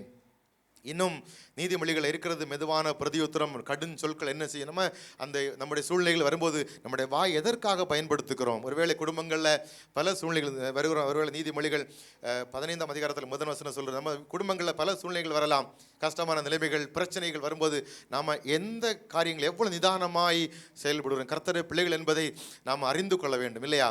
ஏனென்றால் மற்ற ஜனங்களை எல்லாரும் ஃபோக்கஸ் பண்ணுறாங்களா, அப்சர்வ் பண்ணுறாங்களா, மானிட்டர் பண்ணுறாங்களா என்கிறது முக்கியம் இல்லை. கிறிஸ்தவ பிள்ளைகளை எல்லாரும் ஃபோக்கஸ் பண்ணுவாங்க. நீ எல்லாம் ஒரு கிறிஸ்தவனா? நான் பார்த்துருக்கிறேன் பல இடங்களில், நீ எல்லாம் ஒரு கிறிஸ்தவனா அப்படின்ட்டு சொல்லுவாங்க. ஆனால் சாட்சி கெடுக்கப்படும் அவருடைய வார்த்தைகள் சரியில்லை. நம்முடைய வாய், ஒருவேளை அவர்களுடைய அறிக்கையிடுதல், நம்ம ஊர்களில் பார்த்துருக்குறோம் இல்லை, நம்ம எவ்வளவு இதாக இருக்கிறோம். ஒரு முறை ஒரு தேவ ஊழியர் சொன்ன ஒரு காரியம் எனக்கு ரொம்ப மனசில் பாதித்த காரியம். ஒரு பிரசங்கத்தில் சொன்ன காரியம், அவங்க பக்கத்து வீட்டுக்காரங்களோட பெரிய சண்டை போட்டுகிட்டே இருக்கிறாங்க, கெட்ட வார்த்தைகள் சண்டை போட்டுருக்காங்க. திடீர்னு வீட்டில் லேண்ட் ஃபோன் அடிச்சுது, அங்கே பவியமாக praise the Lord brother, praise the Lord sister அப்படின்னு சொல்கிறாங்க. அப்போ என்ன நமக்கு அவங்களுக்கெல்லாம் நம்ம அந்த சூழ்நிலை இருந்தமான எப்படி நமக்கு ஆவிக்குரிய வாழ்க்கை நமக்கு நிறைவு பெறும், இல்லையா? நம்ம சிந்தித்து பார்ப்போம், எந்த மாதிரி கடும் சொற்கள் நம்முடைய குடும்பங்களை, குறிப்பாக நம்முடைய குடும்பங்களை, வீட்டில் நாம் பேசுகிறோம் என்பதை கர்த்தர் எதிர்பார்க்கிறார். ஒரு முக்கியமான காரியம், எனக்கு ரொம்பவும் பிடித்த ஒரு காரியம், அதாவது இயேசு கிறிஸ்து இந்த உலகத்தை 3.5 வருடங்கள் ஞானஸ்நானம் எடுத்த பிறகு ஊழியம் செய்த காரியத்தை நம்ம பார்க்க முடியும். ஊழியம் செய்யும்போது அவர் சொன்ன வார்த்தைகள் எல்லாம் லூக்கா 4ஆம் அதிகாரத்தில் 22 வசனம் சொல்கிறது, அவர் கிருபையுள்ள வார்த்தைகளை ஜனங்களோடு பேசினார், கிருபையுள்ள வார்த்தைகளை ஜனங்களோடு போதித்தார், அவர் கடிந்து கொள்ளவும் செய்தார். ஆனால் கிருபையுள்ள வார்த்தைகளை யார் வந்தாங்க? அந்த விபச்சார ஸ்திரியை கல்லறிவதற்கு ஒரு குரூப் வந்தது. அவர் சொன்னார், உங்களில் பாவம் இல்லாதவன் நீங்கள் செய்துட்டு போங்க. அப்படி எவ்வளோ அழகான காரியம், இல்லையா? இன்னொருத்தர் சொன்னார், அதிக கேடு உனக்கு வராதபடிக்கு இனி பாவம் செய்யாதே. கிருபையோடு பேசினார். நீ ஏன்பா இப்படி பண்ண? அவர் சொல்லலை, இனி பாவம் செய்யாத, போயிட்டு போ. கிருபையுள்ள வார்த்தைகளை கர்த்தர் பேசினார். நம்முடைய வார்த்தைகள் எப்படி இருக்கிறது? இந்த நாளை நம்ம சிந்தித்து பார்ப்போம். அதையோடு முக்கியமாக சிலுவையின் தியானங்களை நாம் ஒவ்வொரு ஆண்டுகளும் சிந்தித்து கொண்டிருக்கிறோம், இல்லையா? 7 வார்த்தைகளை மொழிந்தார் சொல்கிறோம், இல்லையா? 7 வார்த்தை எப்படி பேசினார் நம்ம நினைத்து பார்க்க முடியுமா? அந்த வார்த்தைகள் நம்ம அப்படிப்பட்ட நிலைமையிலிருந்து பேச முடியும். நம்ம நினைத்து கொண்டிருக்கிறாங்க, பரியாசம் பண்றாங்க, தூப்புறாங்க, ஈட்டியால குத்துறதுக்கு வராங்க. ஒருத்தர் சொல்றாரு, மேல எழுதுங்க ஜீவனுள்ள ஜீவனுடைய கிறிஸ்துன்னு. இன்னொருத்தர் சொல்றாங்க, இல்ல அவன் சொன்னான் என்று எழுதுங்கள், இல்லையா? எப்படி நிந்தனை! நீங்க அப்படி நீரா சொல்ல வேண்டாம், அவர் சொன்னார் மேலே எழுதுங்க அப்படின்னு. எல்லாத்தையும் பார்த்துட்டு சொல்றாரு, பிதாவே இவர்களுக்கு மன்னியும், கிருபையுள்ள வார்த்தை, இல்லையா? நமக்காகத்தான் சொன்னார், அதெல்லாம் நம்ம கற்றுக் கொடுக்கிறார். நாம சிந்தித்து பார்ப்போம், நம்முடைய வாயின் வார்த்தைகள் எப்படி நிலைமையில் இருக்கிறதுன்னு சொல்லி. அடுத்த பகுதி இருதயத்தின் தியானம். இருதயத்தின் தியானத்தை நம்ம யாரும் பார்க்க முடியாது. நான் என்ன நினைக்கிறேன், என் மனசில் என்ன இருக்கிறேன்னு யாருக்கும் பார்க்க முடியாது. அது எனக்கும் கர்த்தருக்கும் தான் தெரியும். ஆனால் சில வேளைகளில் வசனம் சொல்கிறது, இருதயத்தின் நினைவுகள்னால வாய் பேசும். ஓகே, அதுவும் ஒரு லிங்க் தான். இருதயத்தின் நினைவுனால வாய் பேசும். சில நேரத்தில் கமுக்கம் அடக்கி வைத்திருப்போம், சில நேரத்தில் பேசும். அப்போ தான் தெரியும் நான் யார் அப்படின்னு சொல்லி. 2ஆம் பகுதி சொல்லுது, என்னுடைய இருதயத்தின் தியானம் உடைய சமூகத்தில் பிரீதியாக இருக்கு. கர்த்தர் நம்ம இருதயத்தை ஆராய்ந்து பார்க்க. 2 சாமுவேல் 16:7 வசனம் நம்ம எல்லாருக்கும் தெரியும். ஈசா என்கிற ஒரு மனிதன் இஸ்ரேல் தேசத்தில் ராஜாக்கள் அபிஷேகம் பண்ணுறதுக்காக சாமுவேல் ஐயா வந்திருக்கிறாரு. அவர் ஒவ்வொரு குமாரனையும் அப்படியே அனுப்புகிறாரு, இவனா இஸ்ரேல் ஆளுவது தகுதி பற்று. கர்த்தர் சொல்ல, இல்லை இவங்க பார்க்கிறவங்க, அவங்க எல்லாம் மிலிட்டரியில் வேலை பார்க்குறாங்க, அவங்க பார்க்கிறவங்கள நான் பார்க்கல. அவங்க முகத்தை பார்க்குறாங்க, இந்த கட்டுக்கோப்பை பார்க்குறாங்க, ஃபிசிக்கல் அப்பியரன்ஸை பார்க்குறாங்க, உடல் தோற்றத்தை பார்க்குறாங்க. நான் இருதயத்தின் ஆழங்களை ஆராய்ந்து அறிகிறேன். இல்லையா? தாவீது எப்படி அவருடைய இருதயத்திற்கு ஏற்றவனாக காணப்பட்டான், ஏற்றவனாக காணப்பட்டான். அதனால தான் அந்த மனுஷனை சூஸ் பண்ணி இஸ்ரேல் தேசத்தில் அந்த தேசம் முழுவதும் ஆட்சி செய்வதற்காக அவர் அமர்த்தினதை நாம் பார்க்க முடியும். தேவ பிள்ளைகளே, நீதிமொழிகள் 4ஆம் அதிகாரத்தில் 23 வசனம் சொல்லுகிறது, எல்லா காவலோடும் நம்முடைய இருதயத்தை காத்துக்கொள்ளும், அப்போது நம்முடைய வாய்களிலிருந்து ஜீவ ஊற்றுக்கள் புறப்படும். ஜீவ ஊற்றுக்கள் புறப்படும். அதுதான் நம்முடைய சாட்சி, அதுதான் நம்முடைய சாட்சி. சங்கீதம் 119ஆம் அதிகாரம் 11ஆம் வசனம் சொல்லுகிறது, உமது வாக்கை என் இருதயத்தில் நான் வைத்து வைத்தேன். உம்முடைய வாக்கை இருதயத்தில் நான் வைத்து வைத்தேன், என் இதயத்தில் வைத்து வைத்தேன். நம்முடைய கர்த்தருடைய வார்த்தைகள் நம்முடைய இதயத்தில் எப்போதும் எப்போதும் எப்போதும் அதை நம்ம உச்சரித்து கொண்டே, நாம் நடக்கும் போதும், நாம் இருக்கும்போதும், நாம் போகும்போதும் உச்சரித்து கொண்டே இருக்க வேண்டியதை கர்த்தர் எதிர்பார்க்க தேவ பிள்ளைகளே. நம்முடைய இருதயத்தின் நினைவுகள் தேவனுக்கு பிரியமாக இருக்க வேண்டும் என்பது நன்றியுள்ள நாளில் கர்த்தர் எதிர்பார்க்கிற ஒரு காரியமாக இருக்கிறது. ஹல்லேலூயா. லூக்கா 6ஆம் அதிகாரம் 45 வசனம் சொல்ல, நல்ல மனிதன் இருதயமாக பொக்கிஷத்திலிருந்து நல்ல காரியங்களை பேசுவான், நல்ல காரியங்களை பேசுவான். நான் இதுவரைக்கும் பேசின காரியங்கள் உங்களுக்கு எல்லாருக்கும் நமக்கு தெரிந்த காரியம்தான். இது ஒன்றும் புதிய காரியம். என் வாயின் வார்த்தைகள் எப்படி இருக்கணும், அநேக செய்திகள் கேள்விப்பட்டிருப்போம். நம்முடைய இருதயத்தின் தியானம் எப்படி இருக்க வேண்டும், எல்லாவற்றையும் கேட்டிருப்போம். இது ரெண்டையும் ஒருமித்த ஒரு அழகான ஒரு வசனம் எடுத்துக்கொள்ளும். மல்கியா தீர்க்க தரிசனம் 2ஆம் அதிகாரம் எல்லாரும் எடுத்துக்கொள்ளும். அதனுடைய 6வது வசனம், மல்கியா தீர்க்க தரிசனம் 2ஆம் அதிகாரம், அதிலே 6வது வசனம். சத்திய வேதம் அவன் வாயில் இருந்தது, அவனுடைய உதடுகளில் அநியாயம் காணப்படவில்லை. அவன் என்னோடே சமாதானமும் யதார்த்தமுமாய் சஞ்சரித்து அநேகரை அக்கிரமத்தினின்று திருப்பினான். ரொம்ப அழகான ஒரு வேத பகுதி, ரொம்ப அழகான. ரொம்ப நான் இந்த வசனங்களை படிக்கும், இந்த வசனத்தை படிக்கும் ரொம்ப ஒரு ஒரு எழுப்புதல் எனக்கு வரும். இந்த வசனத்தை படிக்கும்போது, சத்திய வேதம் அவன் வாயில் இருந்தது, அவனுடைய உதடுகளில் அநியாயம் காணப்படவில்லை. அவன் என்னோட யதார்த்தமும் சமாதானமுமாய் சஞ்சரித்து அநேகரை அக்கிரமத்தினின்று திருப்புவான். நமக்கு முந்தின காரியங்கள் எல்லாம் தெரிஞ்சதான். நம்முடைய வாய் எப்படி இருக்க வேண்டும், நினைவுகள் எப்படி இருக்க வேண்டும். இந்த வசனம் 2 சொல்லுகிறது, சத்திய வேதம் அவன் வாயில் இருந்தது, வாயை குறித்து சொல்லப்படுகிறது. அடுத்த வசனம், அடுத்த பகுதி சொல்லுறது, அவன் யதார்த்தமாய் சமாதானமாய் உண்மையாய் பரிசுத்தமாய் அவன் இருதயத்தில் என்னை வைத்து அவன் வாசம் பண்ணினான். அவன் வாசம் பண்ணின போது அநேக பிள்ளைகளை அக்கிரமத்தினின்று அவன் திருப்பினான், அநேக ஜனங்களை அக்கிரமத்தினின்று ரட்சிப்பின் வழிகளிலிருந்து பின்வாங்கி போனவர்களிருந்து அவன் திருப்பினான். அதுதான் நம்மையில் விழுந்த கடமை. இந்த தேங்க்ஸ் கிவிங் சர்வீஸில் வந்திருக்கிற நமக்கு மறந்து கொள்ள வேண்டிய காரியம், சத்திய வேதம் என் வாயில் இருக்க வேண்டும், என் நாவில் அது அநியாயம் இருக்கக்கூடாது. ஏன் நான் கர்த்தரோட சமாதானமும் யதார்த்தமுமாய் சஞ்சரித்து அநேக ஆத்துமாக்களுக்காக, அநேக அழிந்து போகிற பிள்ளைகளுக்காக நாம் பிரயாசப்படுவது, நம் திறப்பின் வாசல் நிற்பது, அவர்களுக்காக செய்ய வேண்டிய காரியங்களை செய்வது தான் இன்றைய தினத்தில் ஒரு உறுதிமொழி காரணம். ஒருவேளை நமக்கு எல்லாருக்கும் தெரிந்த காரியம் தான், இதை நம்ம செய்து கொண்டிருக்கிறோம். இன்னும் உற்சாகம் ஏன் சொல்லுறேன் என்றால், நம்முடைய சூழ்நிலைகளை பார்க்கும்போது கர்த்தருடைய வசனங்கள் எல்லா தேசங்களிலும் அடைப்பட்டு கொண்டிருக்கிறது, அடைப்பட்டு கொண்டிருக்கிறது. இதை நாம் உணர்ந்து கொள்ளுகிறவர்களாக இருக்கிறோமா? சமீபத்தில் ஒரு சொன்ன, நம்ம இந்த சர்ச்சிலையா இல்லை வெளியே ஒரு கூட்டத்தில் சொல்லும்போது சொன்னார், மிஷினரி பிள்ளைகளை அவங்க தேசத்திலிருந்து உலகத்தின் எல்லா பகுதிகளுக்கும் அனுப்பின தேசத்தில் இன்றைக்கு வேதத்தை சொல்வதற்கு அவங்க திறந்த வாசல் கொடுக்கல. நீ சர்ச்சில் போய் பேசு, வெளியே பேசாத, பப்ளிக்கில் பேசாத, இல்லையா? இல்லை, நம்ம ஒருவேளை நினைக்கிறோம், இங்கே எங்களுக்கு ஒரு திறந்த வாசல் இருக்கிறது, நல்ல ஓப்பன் டோர் இருக்குது, நாங்கள் ஆராதிக்கிறோம், எங்கள் ஊரை விட நாங்கள் ஆராதிக்கிறோம் அப்படின்னு நம்ம சொல்கிறோம். அப்போ நம்ம ஊரை பற்றி என்ன கரிசனம் நமக்கு? அதைத்தான் ஆண்டவர் விரும்புகிறாங்களே. அங்கே இருக்கிறாங்களே, ரொம்ப சந்தோஷம், நம்ம இங்கே ஆராதிக்கிறோம், உண்மையை ஆராதிக்கிறோம், ரொம்ப திறந்த வாசல் நமக்கு இருக்கிறது. நமக்கு நல்ல எனக்கு ரொம்ப ஆச்சரியமான காரியம். இந்த அரபு தேசங்களில் நமக்கு இப்படி ஒரு வாய்ப்பு கிடைக்கிறது ரொம்ப அழகான காரியம், இல்லையா? அவங்களுக்கு நமக்கு எந்த சம்பந்தம் இல்லை, ஆனால் நம்மை அவர் கர்த்தருடைய பிள்ளைகளுக்கு வாசல்கள் திறந்து கொடுத்துருக்குறாங்க. அதை விட பெரிய காரியம் வேற ஒன்றும் அவர்களுக்கு ஆசீர்வாதம் இருப்பதற்கு நான் நிச்சயமாக சொல்ல முடியும். இது ஒரு முக்கியமான காரியம். அப்படின்னு அங்கே நம்ம சொல்கிறோம், அங்கே விட இங்கே நல்லா இருக்கு. அப்போ அங்கே அவங்களுக்கு பற்றி நம்ம என்ன கரிசனை? நம்ம சத்திய வேதம் நமக்கு இருந்தனால், கர்த்தரோடு நாம் உண்மையை சஞ்சரித்தோமானால் நமக்கு அடுத்த ஒரு பொறுப்பு இருக்கிறது.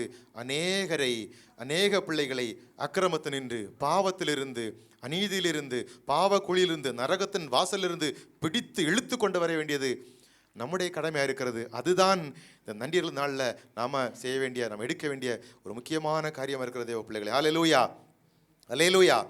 நெகேமியா இன் காரியங்கள் நமக்கு எல்லாருக்கும் தெரியும். நெகேமியா 1ஆம் அதிகாரத்தில் 2ஆம் வசனத்தில் அவர் பார்க்குறாரு, அவர் சூசான் அரண்மனையில் பானபாத்திரக்காரனாக இருக்கிறாரு.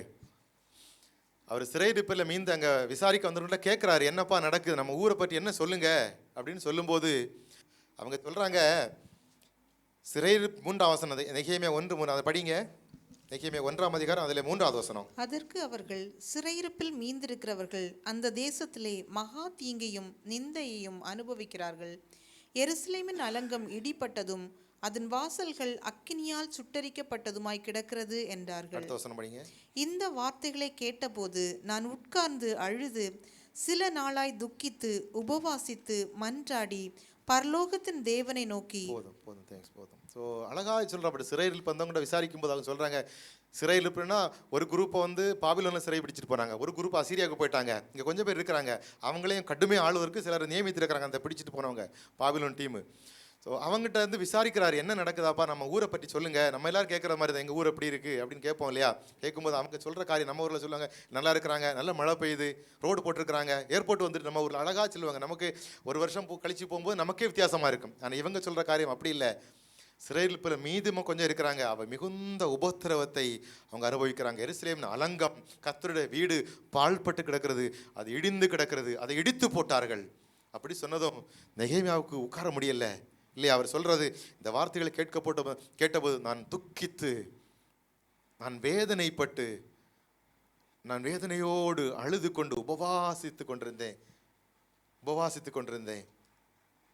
அர்த்தசாஸ்திர ராஜாபம் கேட்கிறார், என்னப்பா ஆச்சு உனக்கு, ஏன் இப்படி இருக்கு, உனக்கு மனசுக்குள்ள உள்ள துக்கம் இல்லாமல் வேற ஒரு துக்கமும் இல்லை, ஏன் என்னாச்சு என்று சொல்லு அப்படின்னு. அப்பதான் சொல்றாரு, அப்புறம் தான் அலங்கத்தை கட்டுறது வராரு இல்லையா. எவ்வளவு கரிசனை உள்ளவராக இருக்கிறார். நாம் எங்கே நன்றாக இருக்கு, அவர் நன்றாகத்தான் இருந்தாருங்க. பண பாத்திரக்காரர் அரண்மனையில் இருக்கிறன்னா சும்மாவா இருப்பார். ஆனால் அவர் அங்கே விசாரிக்கிறார், என்ன நடக்குது. நாம் விசாரிக்கிறோம், தொடர்ந்து இன்னும் செய்ய வேண்டும். ஏனென்றால் நாட்கள் கொடிதான காலங்கள். ஒருவேளை நீங்கள் இந்த அப்டேட்ஸ் எல்லாம் உங்களுக்கு கிடைக்குதா அப்படின்னு தெரியல. அநேக காரியங்கள் வெளியே வர்றதில்லை. ஏனென்றால் எல்லாமே கட்டுப்பாடுகளை வைத்திருக்கப்பட்டிருக்கிறது. அநேக நாடுகளில் அநேக இடங்களில் சுவிசேஷம் செல்லப்படவில்லை. ஜனங்கள் கொத்தாக மடிந்து கொண்டிருக்கிறார். நான் பல நிலைமைகளில் பல இடங்களில் சொல்கிறேன், பார்க்குறோம் இல்லையா, இத்தனை பேர் செத்து போனாங்க, இத்தனை பேர் மடிந்து போனாங்க. எனக்கு ரொம்ப பாரப்படுற காரியம், இந்த ஆத்துமாக்கள் எங்கே போயிருக்கோம். ரொம்ப நான் அழுதுறேன், இந்த ஆத்துமாக்கள் எங்கே போயிருக்கோம். அவர் எங்கே போயிருப்பாங்க, அவர் எப்படி ஜீவிச்சாங்க எனக்கு தெரியுது. ஆனால் எங்கே போயிருப்பாங்க, அந்த ஆத்துமாக்களை யார் பொறுப்பு. கொத்தாக இறந்து கொண்டிருக்கிறாங்க. யார் அவருக்கு பதில் சொல்வார்கள். என்னுடைய கரிசனை என்ன என்று கர்த்தரை அறிந்து கொண்ட பிள்ளைகள் நாம் சிந்திக்க வேண்டியது மிக முக்கியமான ஒரு காரியம். அல்லேலூயா. நான் மட்டும் பெற்றுக்கொண்ட ரட்சிப்பல்ல. ஒருவேளை நமக்கு பிசிக்கலாக நமக்கு செய்ய போக முடியாது, எவ்வளவுக்குள்ள முழங்கால் இருக்க, எவ்வளவுக்குள்ள நம்ம ஜெபிக்கிறோம், எவ்வளவுக்குள்ளவு அந்த காரியங்களுக்கு நம்ம பிரயாசப்படுகிறோம். அதுதான் அந்த வாயின் வார்த்தைகள் தெளிவாக இருக்கிறவனுக்கும் கர்த்தரோடு சஞ்சரிக்கிறவனுக்கும் அவன் மூலமாக செய்கிற ரிசல்ட்டு, அதனுடைய ரிசல்ட் அதுதான்.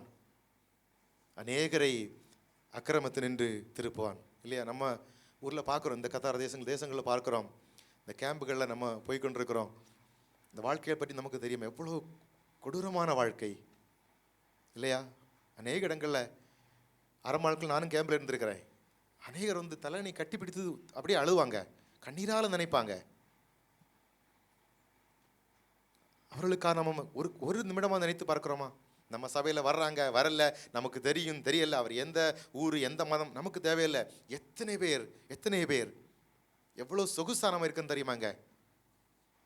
அந்த ஆத்துமாக்களை குறித்து நமக்கு கரிசனை இருக்கிறதா. அதைத்தான் இந்த நாளில் நாம் ஒரு பிரதிஜையாக, ஒரு சவாலாக நாம் எடுக்க வேண்டியது முக்கியமான காரியம். தேவ பிள்ளைகளை, அதுதான் கர்த்தர் விரும்புகிறார். நான் தேசத்தை அழிக்காதபடிக்கு திறப்பிலே நிற்கவும் சுவரை அடைக்கவும் தக்கதாக ஒரு மனுஷனை தேடினேன், நான் ஒருவனையும் காணேன் என்று இஸ்ரேல் தேசத்தை குறித்து அன்றைக்கு சொன்னார். இந்த எசேக்கியேல் 22ஆம் அதிகாரத்தில் முழுவதும் படித்து பாருங்க. அதெல்லாம் இன்றைக்கு நடந்து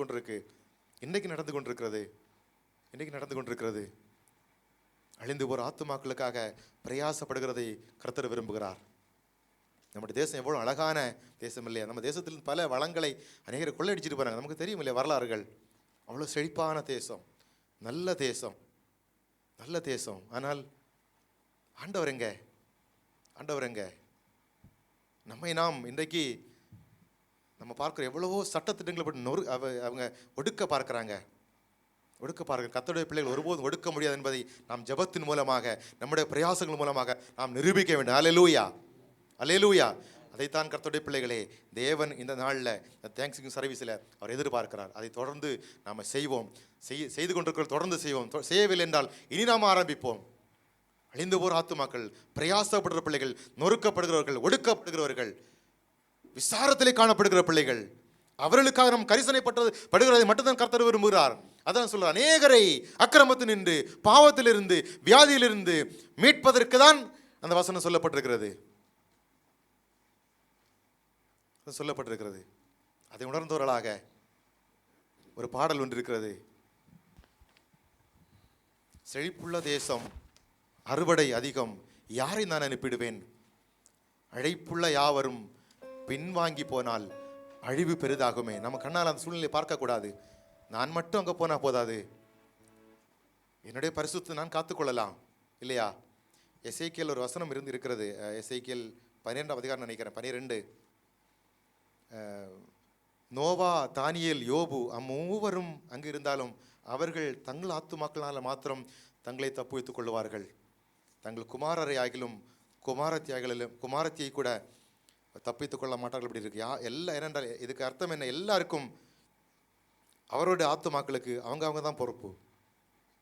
ஆனால் நாம் செய்ய வேண்டிய காரியம் அந்த பிள்ளைகளுக்காக பிரயாசப்படுவது. திறப்பின் வாசல் நின்று அவங்க நரகத்துக்கு விழுந்து கொண்டிருக்கிறாங்க, நடுவில் நிற்கிறது நம்ம வேலை. அந்த சுவரை அடைக்கிறது என்னுடைய வேலை, உங்களுடைய வேலை, நம்முடைய வேலை. அல்லேலூயா, அல்லேலூயா. எல்லாம் எழும்பி நின்று பாடலாமா? செழிப்புள்ள தேசம், அறுவடை அதிகம், யாரை நான் அனுப்பிடுவேன்? அழைப்புள்ள யாவரும் பின்வாங்கி போனால் அழிவு பெரிதாகுமே.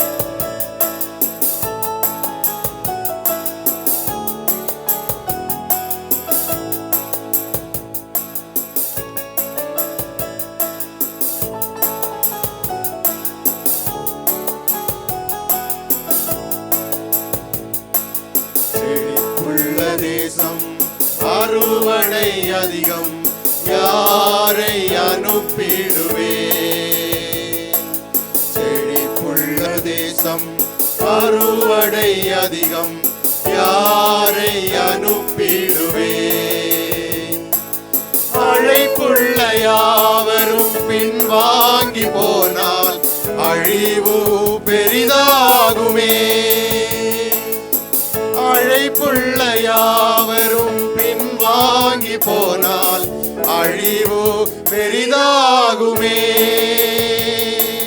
செழிப்புள்ள தேசம், அறுவடை அதிகம், யாரை அனுப்பிடுவேன்?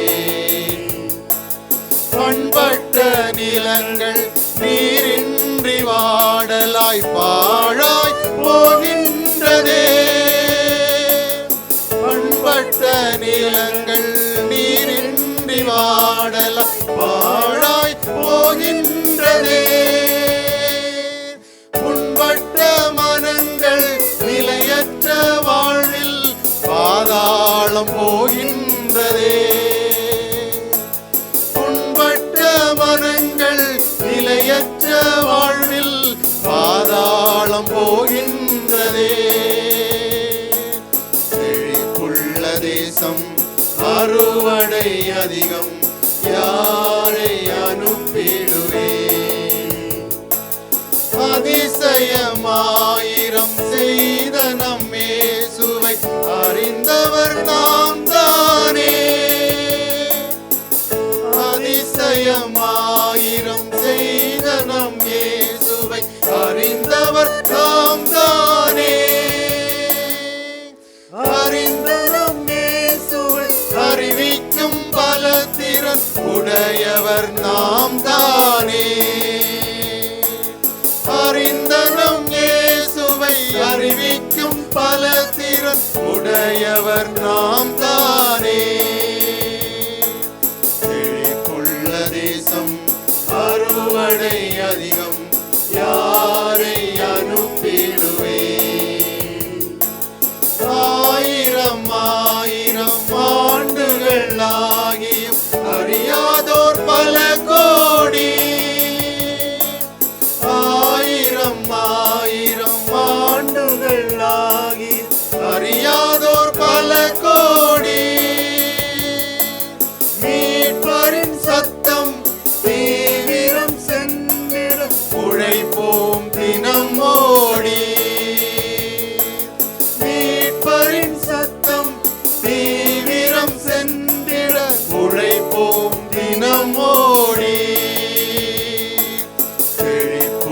தேசம் அறுவடை அதிகம், யாரை அனுப்பிடுவே?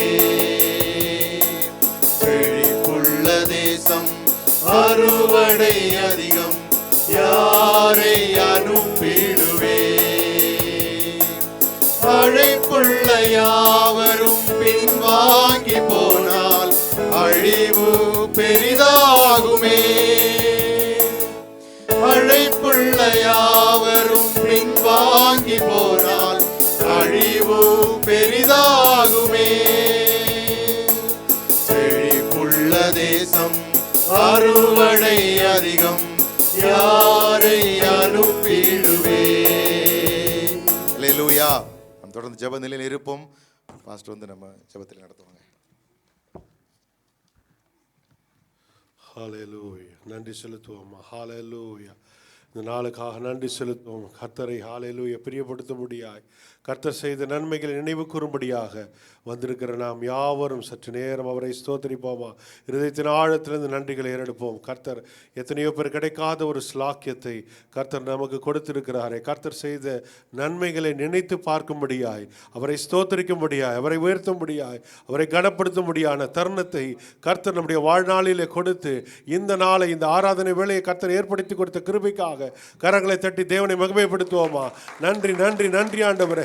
எத்தனையோ பேர் கிடைக்காத ஒரு ஸ்லாக்கியம் ஆண்டவரே. கர்த்தர் எண்ணிலா நன்மையினாலே எங்களை நிரப்பினீரே அப்பா. அம்மை ஸ்தோத்திரிக்கிற ராஜா. இந்த நாளிலும் வார்த்தைக்கு நேராக நம்மை ஒப்பு கொடுப்போமா. ஹalleluya. ஒரு நிமிஷம் எல்லாரும் ஜெபிப்போமா. ஹalleluya. கண்களை மூடி கர்த்தரை நோக்கி பார்ப்போம்.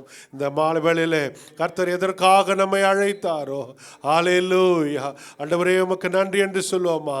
ஹalleluya. ஆண்டவருக்கு ஸ்தோத்திரம் பண்ணும்படியாய், நன்றி செலுத்தும்படியாய் வந்திருக்கிறோம். ஆனால் கர்த்தர் நம்மிடத்தில் எதிர்பார்க்கிறது நம்முடைய காணிக்கையோ, நம்முடைய நேரங்களோ, அநேக காரியங்களோ அல்ல.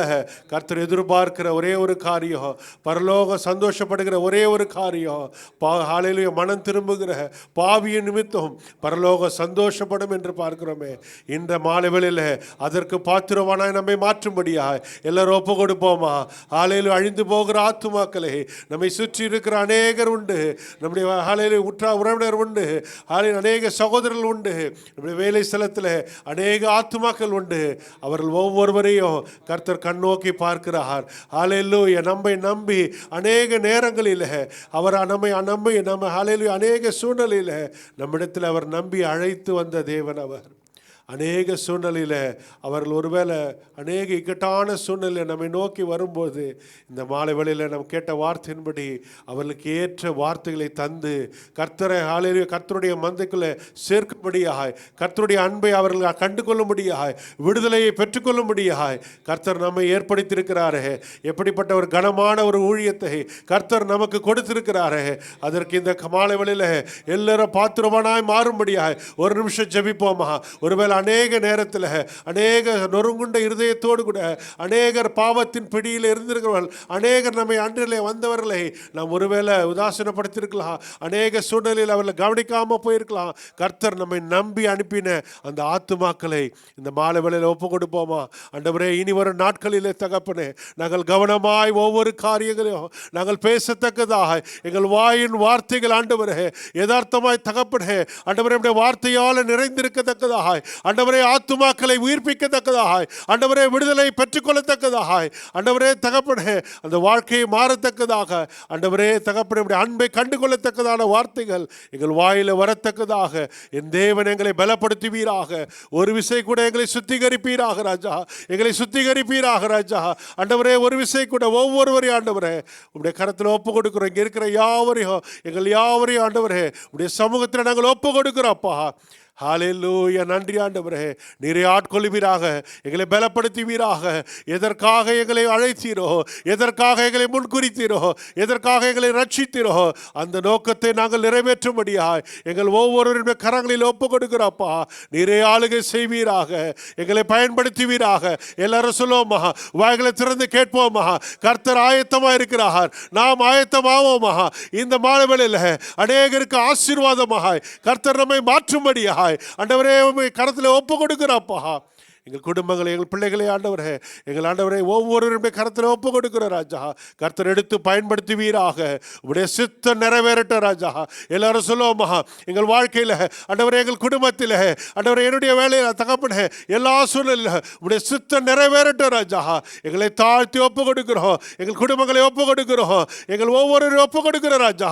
இனி ஒரு நாட்களில் ஆண்டவரே, ஒவ்வொரு நிமிடமும் ஆண்டவரே பயனுள்ளதாய் அமையட்டும். ஆண்டவரே, நீர் வழிநடத்துவீராக ராஜா. உமை ஸ்தோத்திரிக்கிறோம் அப்பா, உமை ஸ்தோத்திரிக்கிற ராஜா. ஆம் தகப்பனே, அந்த பாரத்தை ஆண்டவரே, ஆத்தும பாரத்தை எங்களுக்கு நீர் தரும்படியாக ஒரு விஷயம் கூட கேட்போமா. இந்த மாலை வேளையில் கர்த்தர் எதிர்பார்க்கிற காரியம், நம்மிடத்தில் அவர் எதிர்பார்க்கிற காரியம் ஆண்டவரே, இந்த மாலை வேளையில் நன்றி சொல்ல வந்திருக்கிற நாங்கள் வருகிற நாட்களில் அடுத்த மாதம் நாங்கள் சந்திக்கும் போது ஆண்டவரே, உம்மை பிரியப்படுத்துகிறவர்களாய், உண்மையாய் நன்றி எடுக்கிற ஏறர்களாய் எங்களை மாற்றும்படியாய் உம்முடைய கரத்தில் ஒவ்வொருவரையும் ஒப்பு கொடுக்கிறப்பா. நீர் ஆளுகை செய்வீராக, எங்களை வழிநடத்துவீராக, எங்களை பயன்படுத்துவீராக ராஜா. உடைய கரத்தில் ஒவ்வொருவரையும் ஒப்பு கொடுக்கிறோம். ஆண்டவர் அநேகர் அபிஷேகித்திருக்கிறார். வரங்களினாலும் கிருபையினாலும் ஆசீர்வாதங்களினாலும் கர்த்தர் நிரப்பினபடினால கரங்களை தட்டி தேவனை மகிமைப்படுத்துவோமா. நன்றி செலுத்துவோம், நன்றி செலுத்துவோம். நீர் கொடுத்த எல்லா நன்மைகளுக்காக உமக்கு நன்றி ஆண்டவரே. அதை ஆண்டவரே தகப்பனை உமக்கென்று நாங்கள் பயன்படுத்தும்படியாய் ஆண்டவரே, எங்களை ஒரு விஷயம் கூட வார்த்தையில கொண்டு எங்களோடு பேசின கிருபைக்காக நன்றி செலுத்துகிறோம். ஒவ்வொரு பிள்ளைகளையும் உடைய சமூகத்தில் ஒப்பு கொடுக்குறப்பா. நிறைய ஆளுகை செய்வீராக, வழிநடத்துவீராக. நாளை எதிர்த்து ஆராதனைக்காக உடைய சமூகத்தில் வருகிறப்பா.